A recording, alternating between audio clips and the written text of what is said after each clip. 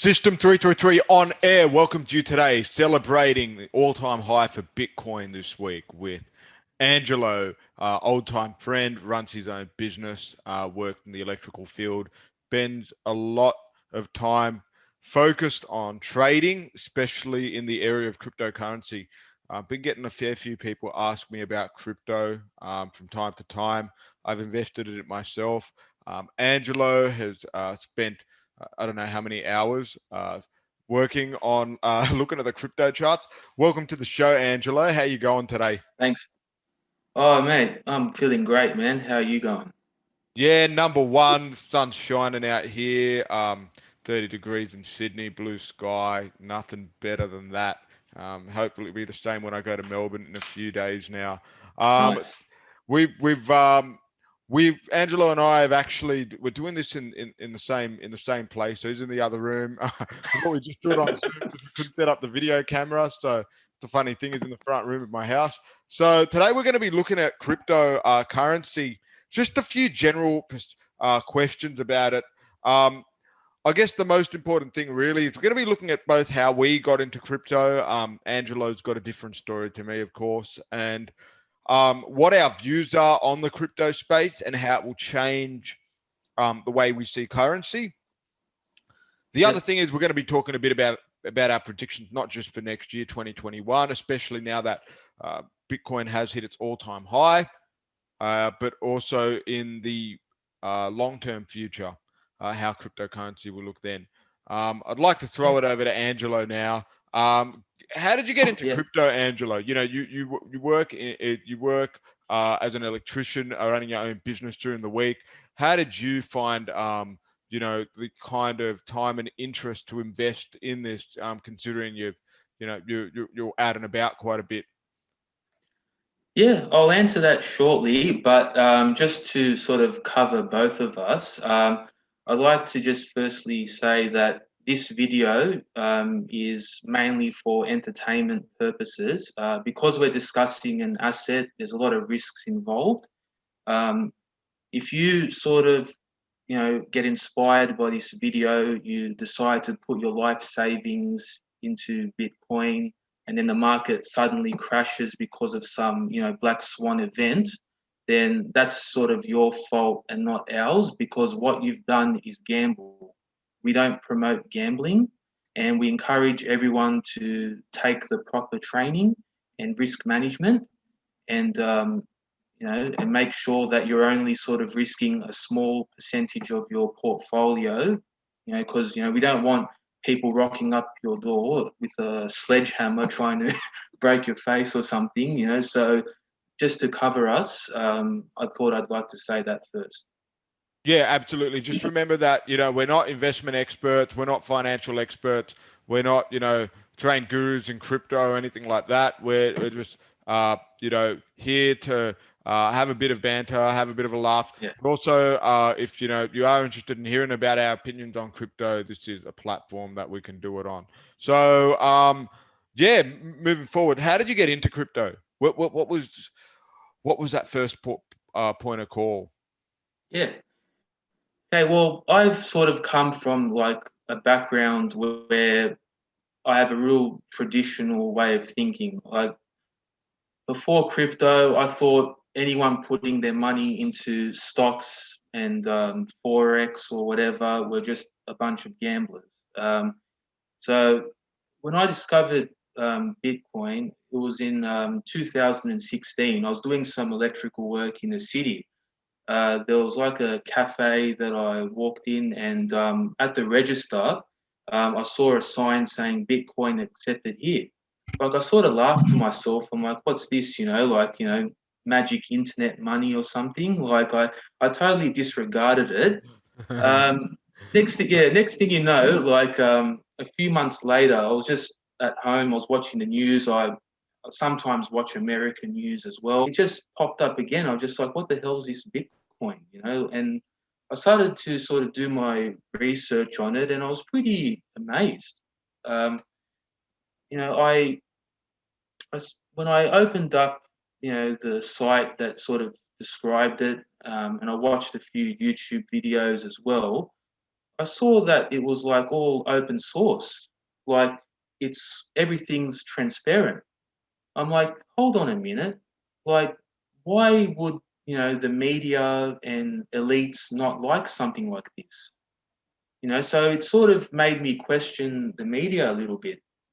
Like because every transaction that you do in real time, it's shown on a public ledger called the blockchain.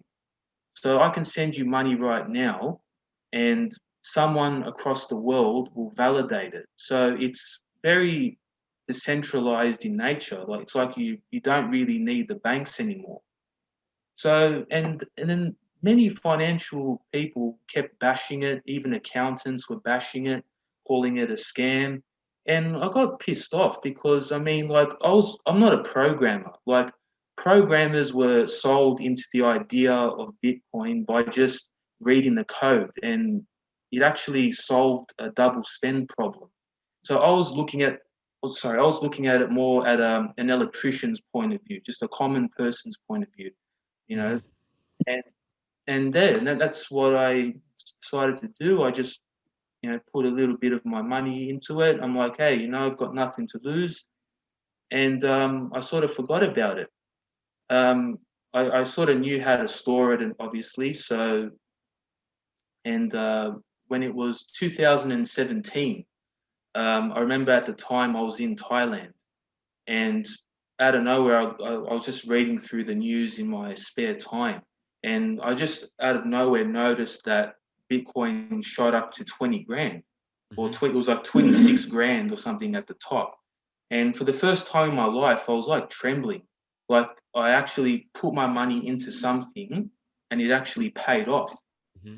But also, like I was sort of celebrating, but at the same time, the exchange that I registered to um, got sort of barred by the banks, and I was freaking out because I thought because at the time Bitcoin wasn't regulated in Australia, and I was so afraid that I was going to get charged with some cybercrime offence for holding digital assets, and I was actually considering staying in Thailand, just to until this all blows over. And then, like, because I was sending them emails saying what's going on, and I was freaking out. And as I thought that they probably got raided by, the ASIC and ASIO or whatever. And then they Wow, it would got have been a back bit to of a me. rabbit hole to get down. You would have gone down a fucking Yeah, rabbit yeah, hole, man. Fuck, I'm just thinking about yeah, that, eh? yeah. So it was Like my very investment, it's bittersweet. Like, gone up. What the hell? It's not regulated in Australia. Yeah, I could just imagine. That'd be pretty fucked. yeah, yeah. So yeah, yeah, because you and Gibbo weren't really around back then. Like, Gibbo I was couldn't believe that overseas. actually happened. I was Yeah, overseas yeah, for a long time. Yeah, that year I was yeah, overseas. yeah. And then and then once I sort of came back, yeah, nothing happened, and they were just saying that the banks and everyone were negotiating regulation in Australia, so it was all right, nothing.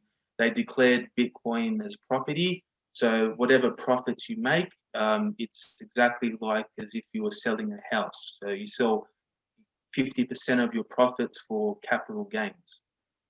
Um, but on the ATO website, they've got a full sort of statement on that. So yeah, and that's how I discovered it.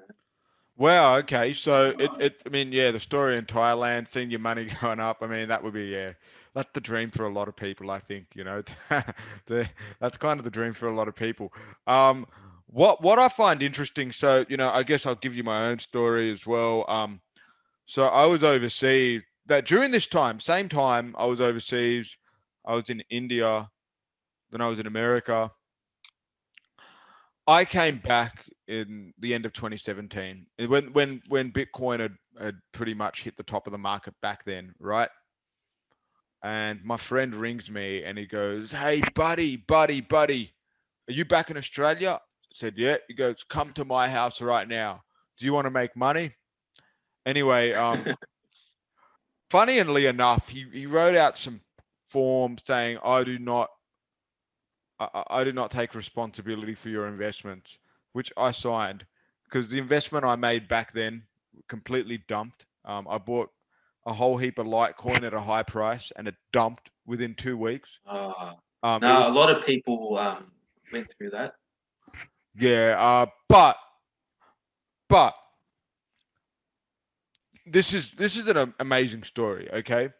Because it taught me a lot. So I took full responsibility, as I said I would, to my friend. But what I did was I continued to study the crypto market. Mind you, at that point in time, I mean, I've been focused on working my job that I just started that year. So I was really deep into it on it. What I ended up doing was I ended up buying more crypto to reduce the average of what I paid dollar per coin. Yeah, So when I spent over something like $300 per Litecoin, ended up coming all the way down to half, less than half of what I paid for it. And I just stored a whole lot more Litecoin than I would have originally liked to have bought. So thankfully, I didn't make a big investment to begin with, right? When I bought those yeah, initial coins. exactly. So Yeah, that helped. But what I learned was I started learning to read charts and graphs, and I started learning to average yeah, out your investments and, yeah, short selling, long selling, all that type of yeah, stuff. yeah. So now, Beautiful. from the very start of when I first bought crypto, which was at a very tragic time for me, I learned all these strategies to be able to manage my investment and increase its value. It Yes, might have yeah, meant that I had to throw a bit more money in, but in the long term, the dollar per coin was way better than what I even planned to buy it for when I first yeah, started.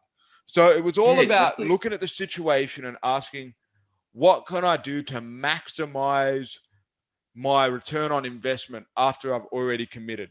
So I feel that's been my crypto journey. It definitely been a bit different to yours, considering the time we bought, but that became my crypto journey. And as you know, our friend Gibbo, he has his own crypto journey. He had more time to study it after I got him into it. And he's really enjoying riding the wave and was able Yeah, to, he's doing look very into more good, man. coins. Yeah. Yeah, he's doing very good. Yeah, yeah. Well, let's see. The way I see it is like the days where you can sort of hold crypto assets and forget about it are over.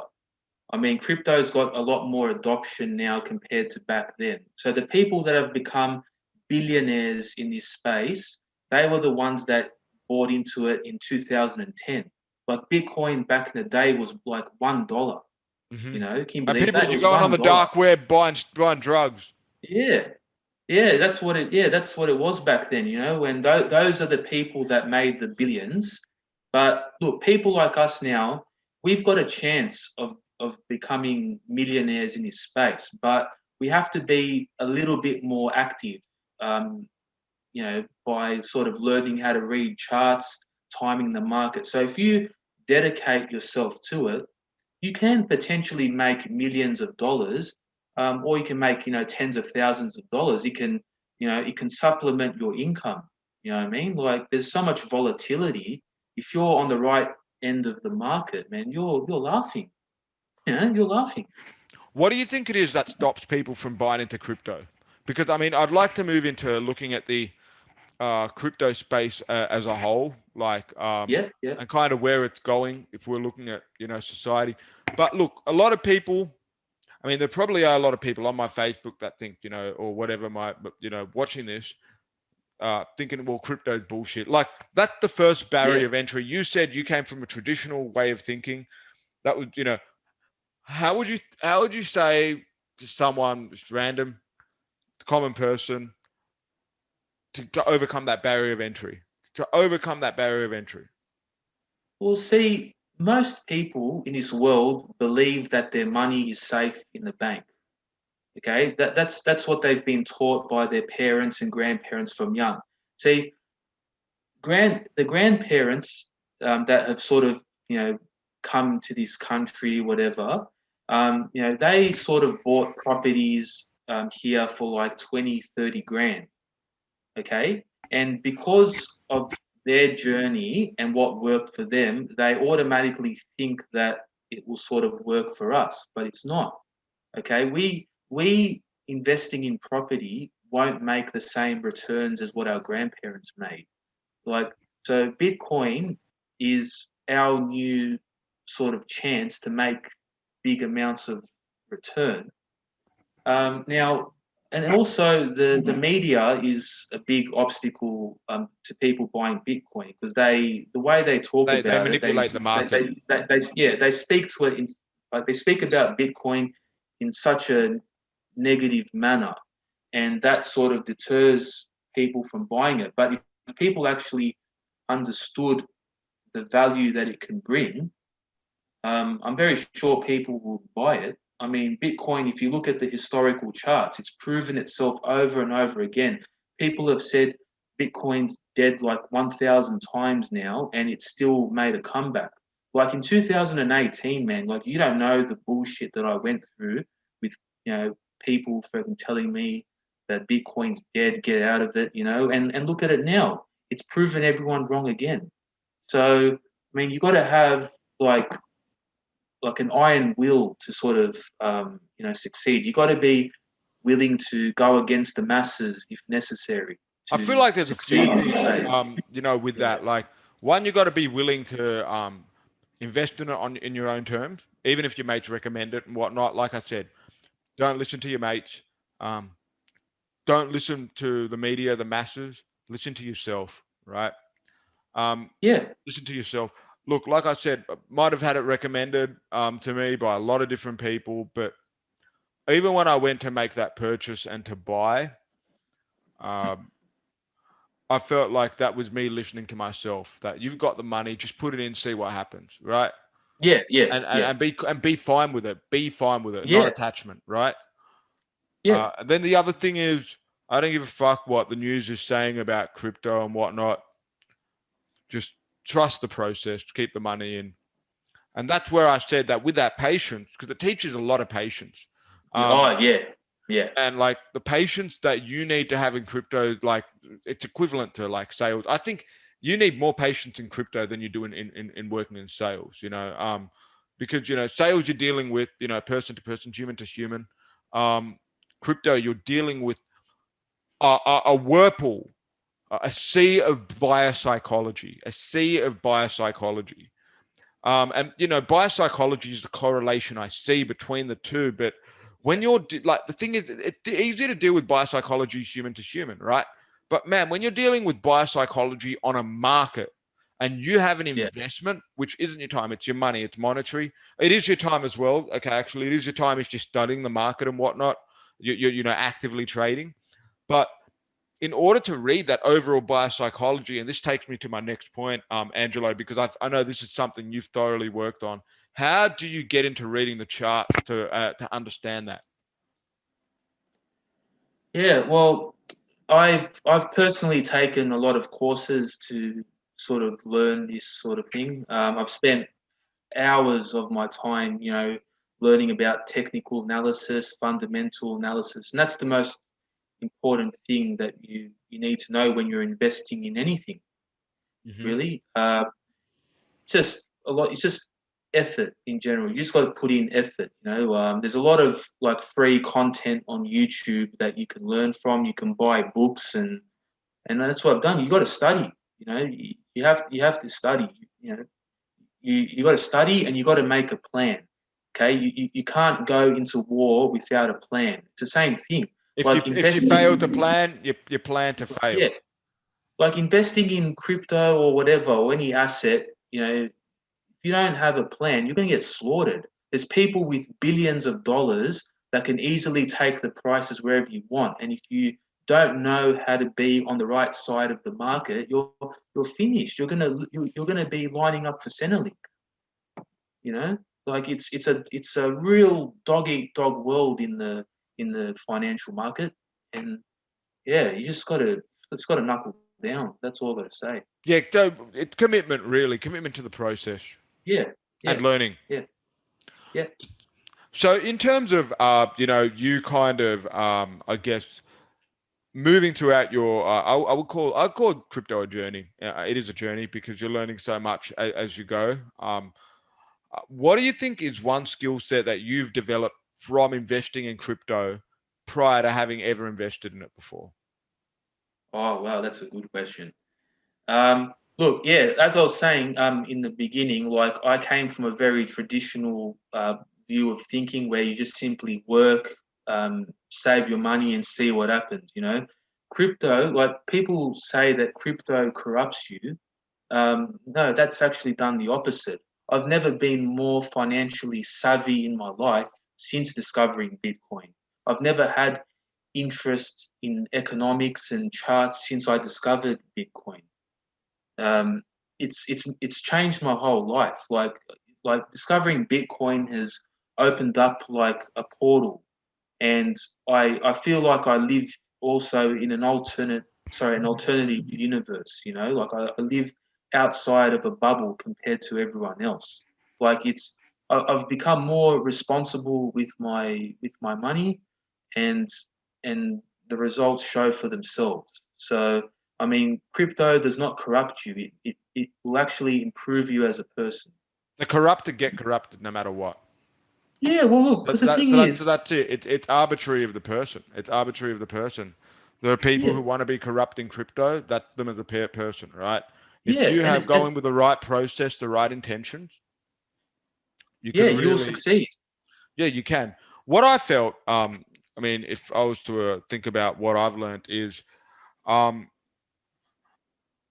on the grand scheme of the way the world works, and this is me from I guess a historian point of view. History goes in ups and downs and graphs and charts. Rise and fall of empires, and Yeah, you have certain in business as well. There's levels of momentum in your life where you go to a dry period, maybe of business of sales, and then after that you'll pick up all this momentum in a really short amount of time. And then I've looked at crypto and the graph over the period of 3 years now when I first invested. And I've seen a lot of parallels and similarities to company sales cycles.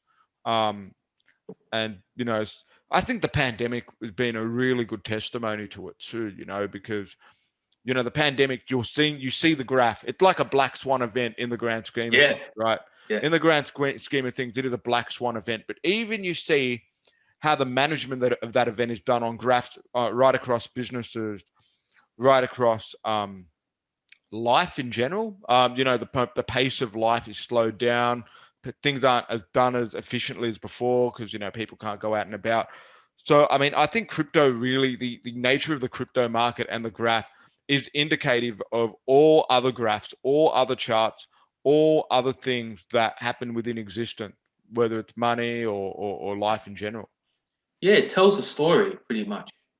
By looking at the candlesticks, you sort of know at what point in time people wanted to rush into things, and what time people wanted to exit things. So yeah, by just reading a chart, it's like yeah, you're reading a story. You're reading a novel.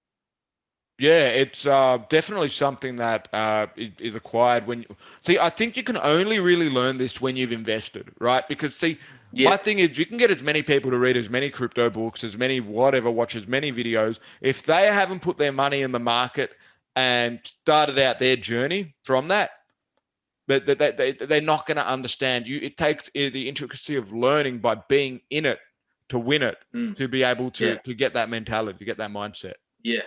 Yeah. Exactly.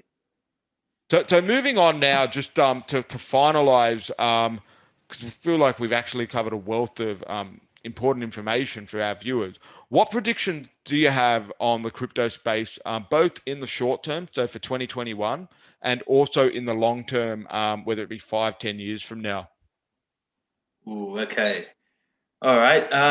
I sort of compare Bitcoin with historical events that's happened in the past. See, my It's kind of what favorite, I said before, like because you're yeah, looking at it from a, yeah. yeah, yeah, yeah. So, yeah, we both do agree on very similar things.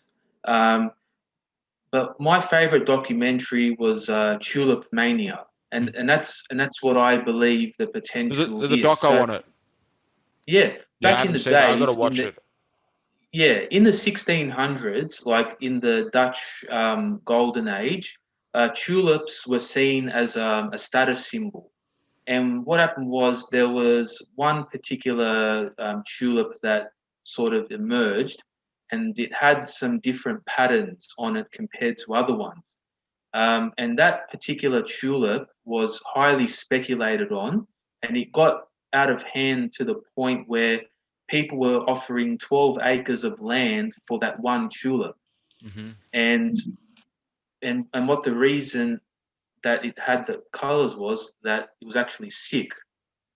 So, and then that's what sort of brought the market back down to earth, sort of thing. Now, I predict that for a brief period of time, you'll see the common person roaming the streets, holding the deeds to their home, deeds to all their prized possessions to own just one Bitcoin. And when you see the days where mainstream, there's sort of mainstream demand for just one Bitcoin and people offer absolutely ridiculous things, that's when you know that Bitcoin's reached its true potential. Because history repeats itself. And because at the moment, Bitcoin touched its all-time high, and Who no would one's think it even was going to coming? deny it. Yeah, and the thing It's is, no nowhere one's near even where it batting is. an eye. Nowhere, exactly. Nowhere near where it Yeah, is. yeah. So, and what that means is that it's only got, it's only got higher to go. I Yeah. mean, I'm not ruling out in the long term a $1 million Bitcoin. Like, you know, one Bitcoin can probably buy you a normal house that you sort of live in now. That's my long term prediction based on historical events. So yeah, Sky's the limit, especially when you look at time. And in general, nobody would expect. Well, who would expect in 10 years or even less than 10 years for your Nokia 3210 phone to become an iPhone? I mean, the same practical use, more advanced version. How much people investing in it? How much time, effort, but what it did to change people. So I can definitely see something like this on a monetary way, kind of yeah, also yeah, evolving in terms of yeah. value. It will be like a world reserve asset for sure. Yeah. Um, So yeah, look, just to kind of look at that, with that as a long term thing, 2021. What do you think? Maybe what is one event or one supposed I guess forecast that those who are interested in crypto should look at? What do you think? Keep an Well, eye out at the for. moment, yeah, okay. Well, at the moment, look, the charts are very oversold. Sorry, overbought. You'll see that the price is all parabolic. I would say just proceed with caution. Buy, don't jump into anything right now because you got to have patience. Because see, what happened in 2017 is that when the price was around that same level, people bought then, and then they got wrecked. So you got to sort of just wait for a pullback, wait for a correction, and then just nibble into it a little bit, like dollar cost average. Nibble into it, and just treat it like a seed. Like start off as a seed, and then in the long run grow it into a tree, sort of thing. Don't like buy now because you've missed the in the short term you've missed the boat. Like just wait for a correction, wait for the price to fall down to the 200 moving average. Just wait. Just have some patience. Patience really Um, help. you know, you know, yeah, so that's all I gotta say. Just proceed with caution. Don't rush into anything right now because you see the price. Because the media usually says good things about Bitcoin when it's the wrong time to buy, and bad things about Bitcoin when it's the right time to buy. So the people that sit on cameras and that they don't have your best interest at heart. Yeah, absolutely, man. Absolutely. I mean, this has been really awesome to have you on. Would love to have you again on in 2021, Angelo. I'm sure a few other people out there would like to reach out to you if they believe that they want assistance with crypto, understanding that how to invest. If you are out there to also provide support for those who do really want to take it seriously, how can people reach out to you? Oh, you can just go on my Instagram. I'm sure you'll put a link in your description. You can just Mhm. send me like a private message or something. Just say you know Zach and you just want to, because ideally, like what I was hoping is to sort of have like a little community of of people that we all sort of meet up on a fortnightly or monthly basis. We just sit down, we talk crap, we trade together. I'm sort of up for that. Like because so far it's just you, me, Gibbo, and all that. We sort of we all sort of analyze the charts daily. But the more people, the merrier. It'd be good to have a community. You know. Absolutely, yeah, and that's something that I'm looking at building. Getting a few more. There are a lot of people asking me about crypto. So you, you know us us three, me, you, and Gibbo, we're like, we've got our own type of group. I know I don't spend a lot of time looking at the chat. I think we have a chat on Yeah. I don't even know Telegram. That's it. Damn. I mean, I don't even look at my apps. But Yeah, I yeah, know. Yeah, you said it. but if there are people out there that actually want to get into it, that want to actually learn, welcome to join us. And yeah, we'll finish off there. We're gonna probably go get a lunch now. Yeah, yeah, we'll go get a feed. But just one more thing, just before we go. Now, what I sort of forgot to bring up with Bitcoin is that it's not what you sort of think it is. Like when you actually do your research on it, the main feature that it brings to the world is accountability. Hmm. Because if you do something wrong on Bitcoin, like you sell drugs to someone, what you are is a fugitive because the evidence of your evil deed is on the blockchain forever. And it will cost you billions of dollars to actually attack the network to try and remove it, which is highly impractical. So don't think you can use Bitcoin for evil deeds or tax evasion because you when you do something bad, you don't just have the attention of the country you're in. Like you have global attention. There's live Twitter feeds of suspicious transactions. You'll have the government is very good at tracing wallet addresses and matching them to regions of the world. So if you're a crook watching this, man, don't bother using Bitcoin for evil. Man, that's been very insightful, and I'm sure a lot of people would want to do the right thing. So Yeah, yeah, we'll definitely. we'll finish it up here for today, and I hope you guys all enjoy. Yeah, thanks for having me on. Take care. Thank you so much.